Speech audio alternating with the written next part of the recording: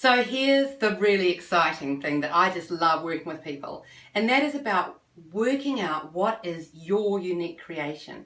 And again, your one, yours alone, something that just makes you sing when you're doing it, not something that you feel you have to do because someone told you or because it's what you train for or whatever. So I think that your unique creation falls into three areas. What is your thing? Like, what is it that you really feel lit up about doing? Who are the people? So who do you want to work with doing that? And what's your way? So how do you actually want to do that with the people that you love? And it's a bit interesting because your unique creation can be anything. It might be a project, it might be a personal project about oh gosh, I don't know, something like stray dogs in Rarotonga might be your thing, okay? And you just feel this absolute pull to do something about rescuing those stray dogs, or at least making sure that they are well nourished and looked after. And it could be a community project in your own hood. It might be going for a new job. It might be deciding whether you want to retrain, or it might be starting up a business. It could be anything, but what I think is absolutely consistent with people who are truly working their unique creation is they just love it. They do it without being paid or without getting the kudos that they get in the community or whatever, because it's naturally them. And so I work with people's identity and the uniqueness, and I don't think that's a mistake or an accident, because I'm an identical twin and I've struggled with uniqueness all my life. And now what I love is just seeing people light up about something which is your thing or their thing. So let's think about what it might be.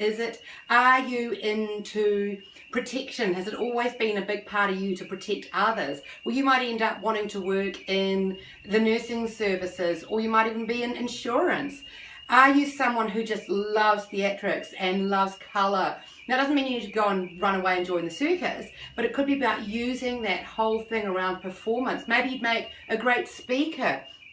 Maybe you're someone who just loves nothing more than things all being tidy in their place. And that could mean that you work in some kind of analytical role, and it's just something that actually serves who you are normally, rather than just trying to be something that you're not. So with your thing, there are a number of different ways that you can do that, and that's what I help people with. But just as an example, just go back through your earlier times, like maybe when you were a teenager or even a kid, what used to light you up? And sometimes that actually translates into what you're all about later on in your life. Think about in your early 20s, what was really exciting? Where did time disappear? But it's also looking at certain projects and events that have happened since then and seeing what are the common themes, you know? It's a really exciting and liberating exercise to work out what your thing is. And I think what you'll do is you'll just know. You'll just know, it's like, oh my goodness, this is it. So then you want to work with your people. Now, there are some people that light you up and there are some people that don't. And I know that we often feel that we need to turn up to a working environment where we hate everybody, but actually we don't. What fun is that? So you want to think about what kind of people do you really love hanging out with? Are they inquisitive? Are they reliable? Are they creative? Are they extroverts? Are they introverts? You know, there's a lot of extroverts that love hanging out with introverts, and vice versa. Who fuels you? And then we want to work out a plan to make sure that your unique creation works with those people, because there's no point working with boring ass people that you don't actually get lit up by.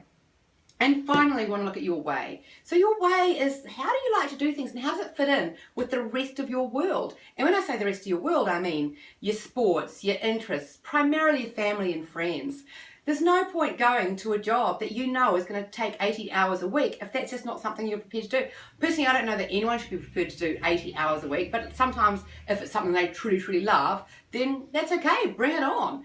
Might be something about travel. You know, you might actually really like doing travel because you're stuck at home with kids, and going off to a nice hotel in Sydney 3 or 4 nights a month is your idea of heaven. Great, bring it on. But what we want to do is get clarity on what that way is, so that the other really important things in your life are still able to be celebrated even when you're doing this really cool stuff.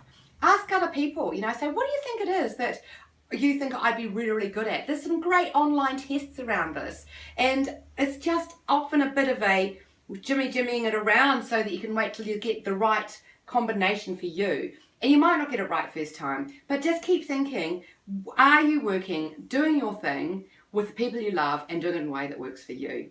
The investment into exploring and being curious about this just so pays off.